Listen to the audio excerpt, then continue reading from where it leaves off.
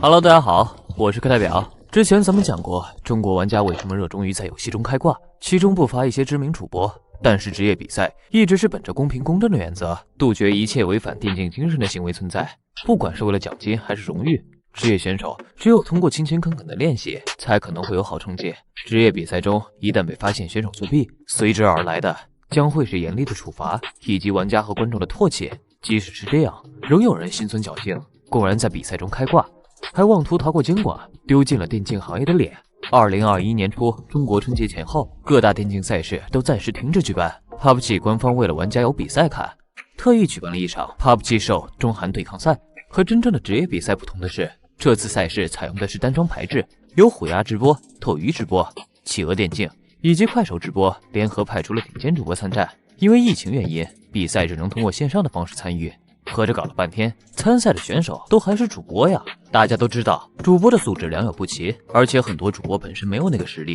通过开挂和代打来营造一个大神人设，从而获得粉丝流量，这已经不是什么新鲜事了。但是呢，这次比赛是两国的主播参与，往小里说是为了赢得奖金，往大里说那可是为了国家的荣誉。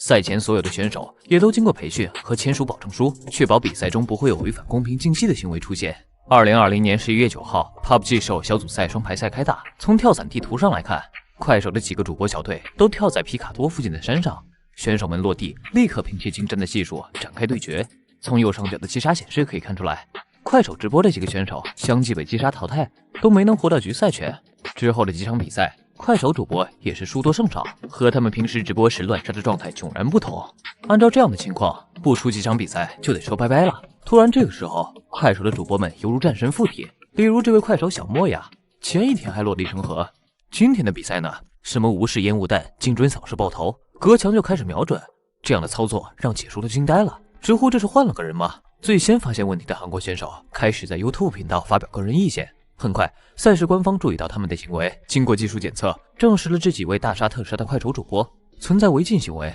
也就是说他们在数万观众注视的情况下公然开挂，于是立刻将他们的参赛账号进行封禁，后续的比赛也禁止参加。比赛第3天，大部分中国主播选手被踢出比赛，剩下的选手不足以取得优势，最终以韩国胜利而告终。不仅如此， PUBG 的官方还在韩国游戏论坛网站上公告6位作弊选手的丑闻，可算是丢人丢到外国去了。课代表也是查找了这个快手小莫的资料，发现他还是在快手平台上拥有200多万粉丝的大主播，被发现开挂之后仍然在直播和上传游戏视频，一副无所谓的态度。网络上也很少有关于他们的新闻资料，如果不是这个比赛影响不大，那么就是人为的公关删除了不利的言论。看他们上传的视频，无疑不是以少打多、带美吃鸡的精彩画面。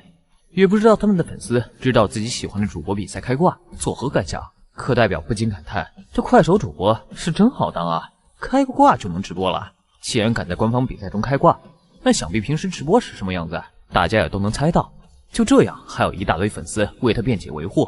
嗨，还是现在生活太好，神吃的太饱了。其实 FPS 游戏开挂已经不是1次2次了，尤其是绝地求生更是外挂重灾区。那么会有人说，电脑开挂这么严重，我去玩手游不就行了？不会吧，不会吧，不会真的有人玩个手游还要开挂吧？靠背，还真他妈有。同样还是电竞比赛，2019年斗鱼和腾讯联合举办的 DOT 和平精英公开赛女子赛，7月7号晚上，一个 ID 叫野马哥哥的选手，在解说的注视下，从仓库下面一跃而上，直接跳到仓库顶，开启4倍镜的 M762 扫射，竟然抖都不抖的，直接把对面房子里2个选手打死。那2个选手仅仅是在窗边露了一点身位，解说的看呆了，大呼地上是有弹簧床吗？这样的操作堪比人形。外挂2个字还是没有说出口，可能是因为正式的官方比赛，女解说尽可能的去圆，但是圆到最后实在是圆不下去了，干脆选择闭嘴。可以直播操作可以堪称，不好意思，我有一点语无伦次，堪称人形什么什么，真的是实力很强悍，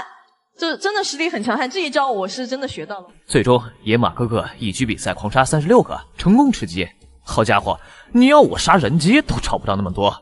况且参加比赛的还都是顶尖玩家。想都不用想，肯定是作弊了。经过网友们的一致声讨，和平精英官方发布了一条处理结果，竟然说当晚参赛账号密码泄露，呵呵，被盗号了呀！一个窃取账号的网友开挂打比赛，并非战队和选手本意。拜托，赛前公告可是专业比赛，就找了一帮不专业的赛事人员。别问，问就是临时工。这种事儿你们可以花点钱嘛，花点儿，哪怕嫖呢，花不了多少钱，哪怕偷偷摸摸呢。经过这件事情呢，斗鱼估计也是失去了公信力。后面举办的比赛，观众也就当个笑话看。毕竟大家是来学技术的，不是来学科技的。曾经还有网友说，10个主播9个开挂，还有1个已经被封号了。去年快手直播平台，怎么老是快手啊？兄弟们注意一下啊，老惯犯了啊！有一个和平精英的主播，名叫身法导师白鹿，也是凭借着骚操作和技术吸粉无数。尽管有人曾怀疑他是不是开挂了，但很快被他的脑残粉怼得不敢说话。想实锤，拿出证据啊！不久的一次直播中，白鹿正在游戏大厅界面，突然弹窗显示出来，尽管他光速切的手机菜单页面，怎能瞒得过眼尖的观众们呢？回放直播一看，嚯，好家伙，坚持和努力 3.2， 这啥呀？这不会是外挂吧？不会吧，不会吧，不会真的有傻子主播开挂被公然发现了吧？前脚还叫嚣着要实锤的主播，后脚就亲自送上了证据。这波叫自爆卡车，后来就流传出了一个名梗：你只管坚持和努力，剩下的交个 3.2。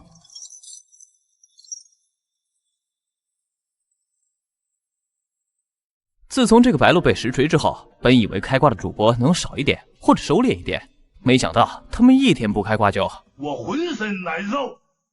下面看几段手游主播的精彩操作。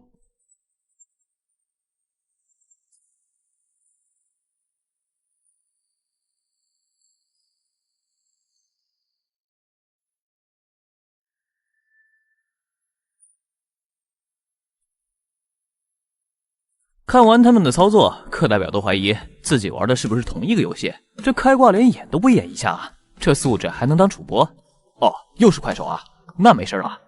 被锤开挂最出名的是谁？咱们就不聊了。这期视频也不讨论卢老爷有没有开挂，而是再来说一说主播开挂被当场抓包之后，一个个堪比人类迷惑行为。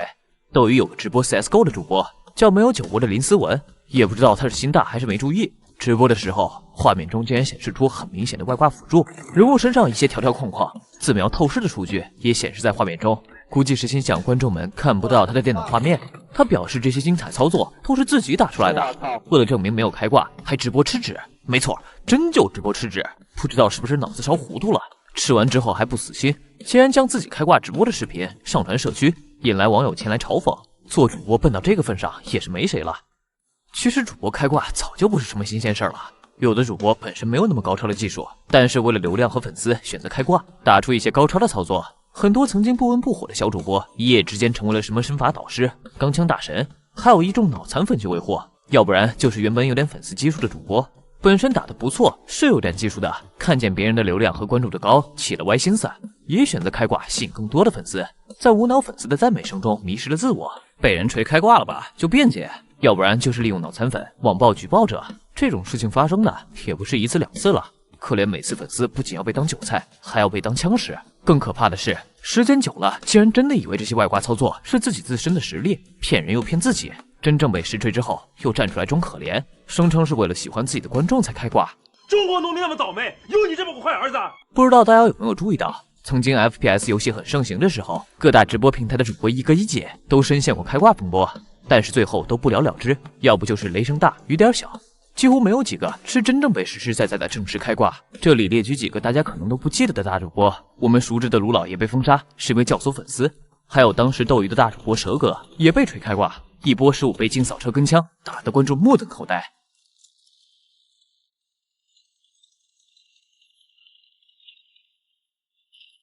最后私下联系企鹅电竞，导致合同纠纷，要给斗鱼赔偿半个亿，同样也没有承认自己开挂。其实这种让职业选手都打不出来的操作，要让课代表看也怀疑啊。还有斗鱼绝地求生主播魔音糯米，当时就是被锤用的是6000块1个月的主播定制挂，被网友提出要射手射频自证时，找理由拒绝，并且坚持自己没有开挂。每逢游戏改版、官方反外挂措施更新时，总会停播。然后蓝洞官方经过数据对比，确定他的账号存在使用外挂插件的情况，并且永久封禁账号，成为无数被质疑开挂主播中第一个被官方正式处理的。之后糯米不服处理结果，声称蓝洞公司中国地区负责人金秀焕有问题，并且跑到韩国蓝洞公司总部去申诉，还偷偷录下和负责人的谈话，不知道最后是怎么交涉的。半年之后，官方发布声明，是工作人员失误误封。合着你之前检测的游戏数据和插件都是工作人员看错了。从这些事情来看吧，是不是没有一个是铁证如山的？这都让人怀疑，官方是真的没有检测的技术手段，还是有一些见不得光的交易？有了解的兄弟们，可以在评论区跟课代表普及一下。至于出了事儿，不外乎就是临时工、被盗号，这些直播平台和主办方甩锅还是有一手的，口碑会那么差。这期咱们只针对那些外挂开发者以及热衷于游戏作弊的玩家。简单来说，外挂就是一种作弊程序，当然物理外挂除外啊。开挂也就等于作弊。世界上第一款外挂，实际上没有文字证明，有记录可查询的游戏作弊方式，最早出现在1983年，英国程序员 Matthew Smith 编写的8位家庭游戏 Manic Miner。而在游戏中，只要输入6031769这串作弊码，再选择相应的关卡，就能实现跳关操作。起初只是开发者为了检测游戏中出现的 bug， 需要测试角色不那么容易死去，或者跳到某一关卡。这种输入代码达成作弊的方式，我们也通常称为秘籍。有意思的是，6031769这串代码也是开发者 Matthew Smith 的驾照号码，而这串数字在很多年后也被用于侠盗猎车手的作弊代码。通常来说，游戏作弊很大一部分是因为游戏 bug 导致的。在更早1981年面世的计算机游戏《巫术》中，出现最早可循的 bug 也被视作游戏作弊的雏形。在这款游戏里，玩家可以通过反复创建人物角色，将出生所带金币转接到主要角色来获得大量金钱。前者是游戏开发者的测试程序，后者则是游戏数据漏洞，因此这两种都算不上严格意义上的外挂。1989年，电子市场飞速发展，日本的任天堂成为了游戏行业的龙头，更是开启了外挂的先河。当然，官方是不可能制作游戏外挂贩卖的。起初是民间厂商或游戏玩家个体，为了使得游戏简单化、竞争更快、更便捷获得游戏的快感所开发的金手指。金手指一词源于红白机卡带导电磁片的颜色。Commodore 64最早的一批家用电脑上，玩家就可以通过电脑特定硬件暂停正在进行的游戏，然后输入特殊的 POC 指令，修改游戏内存地址的数据，达到角色无限生命、无限弹药的效果。这也仅限于玩家自娱自乐。而这之后，因为金手指最终发展成可以进行售卖盈利的游戏鲨鱼和游戏天才的游戏硬件，玩家可以将其插入红白机卡槽中，在游戏开始前对数据进行修改。而这种辅助软件也成为制造商掌握的盈利工具，自此开始了外挂制作和售卖盈利方法的先河。中国玩家第一次接触和使用的外挂是金山系列软件金山游侠修改器。当然，前面也说了，官方是不会制作外挂的，一切都是玩家自己摸索出来的。那么，这个软件是怎么实现作弊的呢？拿最简单的《仙剑奇侠传1》来说，玩家可以先通过击杀一只怪物获得经验，再根据获得的经验值，通过金山游侠修改器检索到游戏经验的数据栏，然后进行修改，就可以达到击杀一只怪物就能升级到最终的剑神，真正的一刀999。2012年，英雄联盟国服著名玩家发呆哥就是通过这个软件修改了游戏数据，用无限闪现和无限治疗获得了峡谷。最后，官方也是用雷兹的至死不渝皮肤来奖励没有用金山游侠修改器作弊的玩家，因为单机游戏不会影响到他人游戏体验，再加上盗版游戏猖獗，厂商也不会花费时间和精力去植入反修改程序，这种放任就导致了玩家普遍认为开挂作弊是可行的。直到网络游戏中出现了外挂，才真正让外挂行业走到了明面上。早期风靡中国的网游冒险岛，台服也叫风之谷，因为外挂开发者研发了大量飞天挂、无敌挂、吸取怪物挂，或者直接提供给玩家修改数据，导致普通玩家根本没有生存空间，游戏平衡被打破。但是官方几乎没有什么整治外挂的经验，很多作弊者明目张胆的开挂，也没有被封禁。2010年，疑似冒险岛源代码泄露，网络上充斥着大量外挂程序。最后，冒险岛凉凉，外挂很大一部分是脱不了干系的。紧接着，一些专门制作外挂的公司成立。起初的外挂公司规模很小，通常有专业编写外挂程序的程序员和负责宣传售卖的客服构成。外挂公司之间也是各玩各的，没有多少交集。早期这些公司售卖的外挂也是很简单的游戏插件，不管是单机游戏还是网络游戏，数据文件终究还是存储到本地的。而对于本地数据修改，也是外挂的常见手段，透视、无敌、飞天，也是这写外挂的基本手段。但也就是这些功能，让外挂公司赚得盆满钵满。当时虽然有零星的外挂打击，但是根本伤及不到皮毛。真正开始整治外挂公司的，就是我们熟知的鹅厂腾讯。而这一切还要从游戏内购道具开始说起。2012年，穿越火线一款售价688 Q 币的道具 AK-47 火麒麟登陆商城，开创了 ZF 的神器时代。688的价格让一部分平民玩家眼红，这时候就有一部分外挂公司开发了刷枪辅助程序，用远远低于原价的白菜价就可以刷到神器枪械。同理，还有修改英雄联盟点券的软件，这一下可是惹到腾讯的眉头了。你平时飞个天遁个地，我检测不到也就算了，现在还敢抢我饭碗。愤怒的鹅厂加大了对外挂的检测力度，并且有专门的反外挂小组成立。腾讯的 TP 系统成了反外挂终极武器。 TP 系统全称 Turn Protect， 是腾讯自主研发的安全系统。玩过鹅厂游戏的朋友都知道，进入游戏右下角会有这样一个标志，它会在你进游戏以后全面扫描电脑硬盘，检查有没有外挂程序存在，其严格程度堪比杀毒软件。当然，这种扫描玩家电脑硬盘的行为肯定不会被国外玩家接受，但是因为中国玩家不太注意隐私安全，再加上你要玩鹅厂的游戏，就得同意他的条款，要不你就别玩啊。TP 系统很大程度上制止了游戏里外挂横行的情况，后面也陆陆续续的和外挂做了多年斗争。但是外挂治理的源头外挂公司却是一直游离在法律的灰色地段。尽管有一部分个人外挂制作者因为不当获利被抓，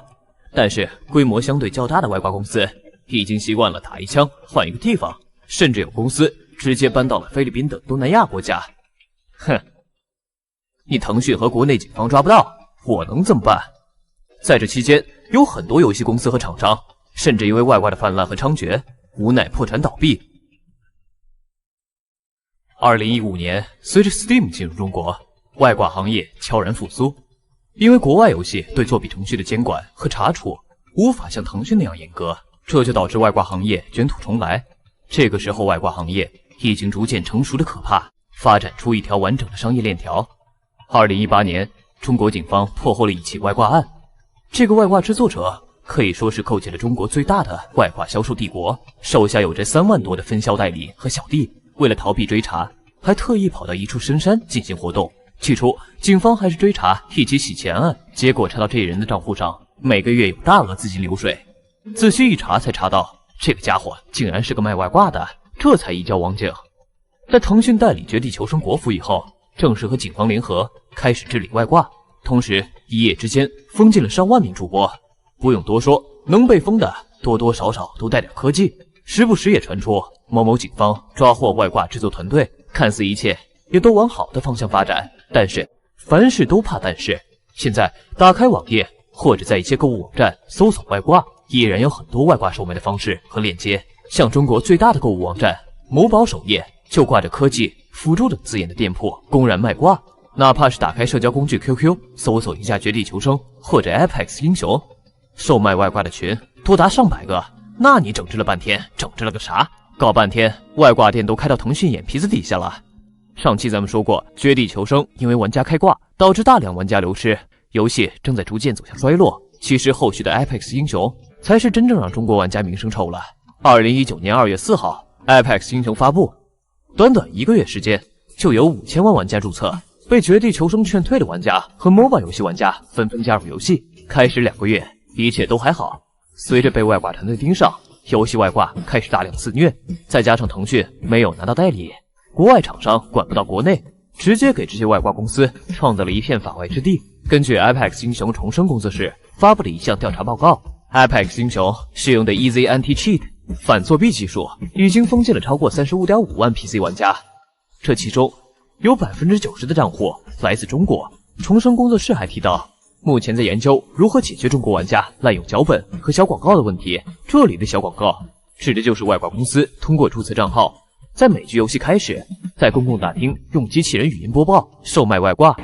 扣群549874，卢本伟同款辅助，加扣群549874，稳定透视字瞄，稳定大号辅助。尽管官方没有明确指责这些外挂和小广告来自哪里，但是机械式的中文和标准的 QQ 群名外挂来自哪里也就不言而喻。而应对外挂的处罚方式大多都是以破坏计算机系统信息罪论处。对于制售外挂的个体或团体，罪名则是侵犯知识产权和非法经营罪，处罚力度也是根据外挂非法获利的金额来量刑。这也一定程度上导致外挂公司开始广招代理，将一个庞大的外挂帝国拆分成无数的小个体，金额变小了，但是架不住数量多呀。外加上外挂制售在中国一直都有市场，近乎零成本得到高收益，风险几乎也可以规避掉。这样一个堪比贩毒暴利的行业，自然是野火吹不尽，春风吹又生。作弊玩家也是因为外挂搞臭了中国玩家的名声。外国玩家在 Reddit 论坛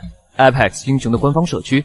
发表了一个热门帖子，希望 Respawn 针对外挂采取一些手段，比如封锁中国区玩家，让他们在自己的服务器上玩。我是不知道这些作弊玩家害不害臊，反正我是挺尴尬的。一个曾经在 Apex 英雄官方工作的中国员工说，正是因为这些作弊玩家来自中国，让他在同事面前一直抬不起头。为什么中国玩家喜欢开挂？课代表平时也玩这些主流游戏，平时也深受外挂侵扰，曾经一度和一位开挂者对骂2小时。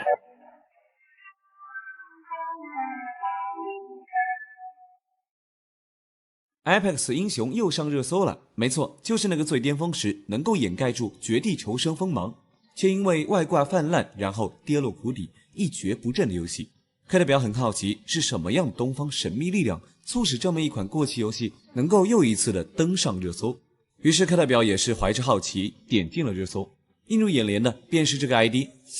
这让课代表不禁倒吸一口凉气。这不黄色东吗？哦，不是，这不黄旭东吗？就在这一瞬间，课代表瞬间察觉到了这件事情的背后可能并不简单。毕竟黄旭东可是东方神秘力量中最不可忽视的毒奶色呀。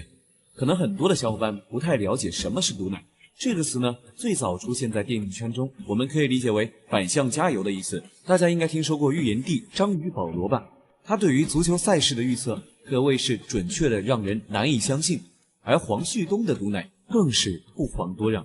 一向离谱的让人难以接受。黄旭东总会是在比赛经历到关键时刻，根据场上的局势做出判断，对于自己所支持的队伍一顿猛吹。但绝大多数的情况下，我们黄大仙所支持的队伍反而在受到毒奶色支持后出现失误，甚至输掉比赛。而说起黄旭东的毒奶属性，也是由来已久了。黄老师最早是做星际争霸板块的赛事解说，因为其风趣幽默的解说风格和水平极高的游戏理解，而在圈内得到了一致好评。但是因为星际争霸的游戏难度，注定了其成为一个门槛高、小众化的游戏。而作为此板块的比赛解说，黄旭东虽然乐在其中，但也时不时与朋友吐槽，说自己也经常羡慕其他游戏板块能够有那么高的游戏热度。但连黄旭东自己也没能想到的是，他真正的出圈居然是因为自己的毒奶而被大家所熟知。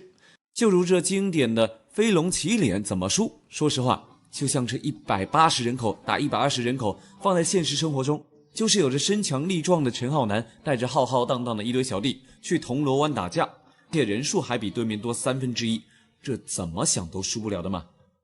但是没想到这个时候突然出现了一股神秘的东方力量，黄大仙施法了。于是就在全世界的注视下，声势浩大发起冲锋的大军，在不到1分钟的时间里便被打得溃不成军。这场令世界都摸不清头脑的战役，也是成为了黄大仙的经典解说名场面之一了。又比如这个，在一场星际争霸的国际比赛当中， Innovation 和爆本两位选手可谓是针尖对麦芒，两者你来我往，在整个战场上可谓是寸土必争。但是爆本选手因为赛前的良好准备和比赛中的运筹帷幄，在比赛后期已经慢慢积累了相当大的优势，可以说是只要不出现意外，这场比赛的归属早已没有了任何疑问。但是呢，黄老师也是这么想的，脱口而出就是一句：这场比赛我怎么看 Innovation 都要输呀。话音刚落 ，Innovation 犹如天神下凡，直接果断地打掉了爆本的一只巨象。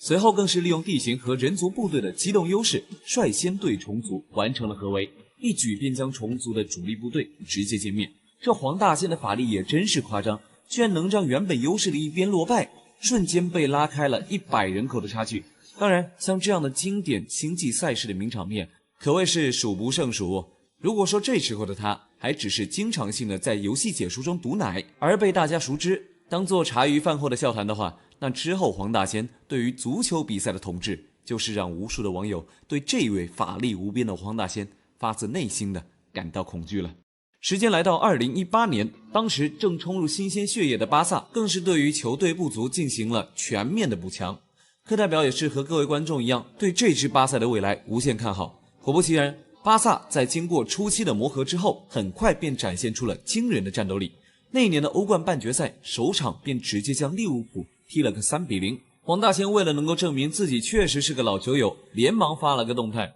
昨天我直播就告诉你们，梅西最近猛的一匹，巴萨乱干利物浦，你们信不信？哈哈哈哈哈哈哈！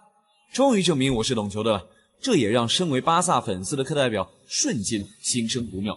果然，数日后的第二场比赛，就是让无数巴萨粉丝心碎的一天。利物浦有如神兵天降，开场仅7分钟便强势攻破巴萨的大门，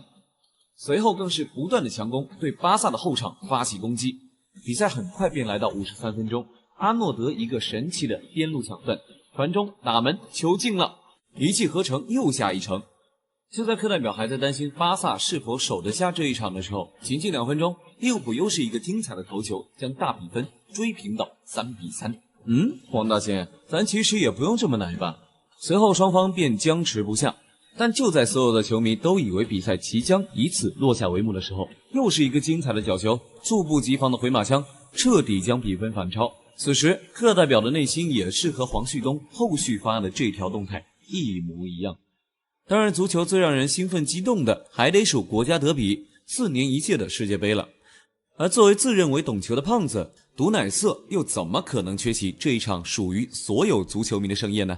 而这也是让他留下了无数的金句。最为让人哭笑不得的还得数2014年的世界杯半决赛，巴西对上德国。赛前巴西队连舍2员大将内马尔和蒂亚戈都因各种原因无法上场，绝大多数的解说都是偏向这兵强马壮的德国战车。但是当有人问到黄旭东，你觉得这一届世界杯荷兰队有希望夺冠吗？黄旭东更是放下了一句传世经典，你就直接忽略了巴西队是吧？我告诉你，没有内马尔的巴西队才是真正的巴西队，浩克如莽牛一般拱死德国队。我觉得分差不会太大的，大概1-0就结束了。哎，你们相信我，巴西不可能输的。然后后面的故事大家也都清楚了。巴西队作为当届世界杯的东道主，更是传统的足球王国，居然被人踢出了一个1-7，课代表不得不佩服黄大仙的实力了。那可能又会有人问了，课代表，那这也只是其中一场呀，他的法力真的有这么强吗？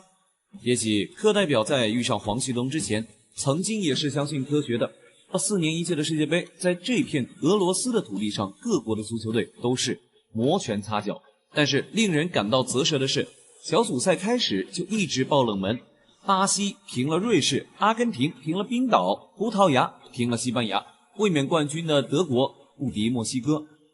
这些让无数买足彩的彩民们争先恐后上天台的不可能事件的背后，大家有没有想过到底是什么原因？对于此，课代表只能振臂高呼，骂球队是不可能的，一辈子都不可能骂球队的，我们只能甩锅给他，黄旭东。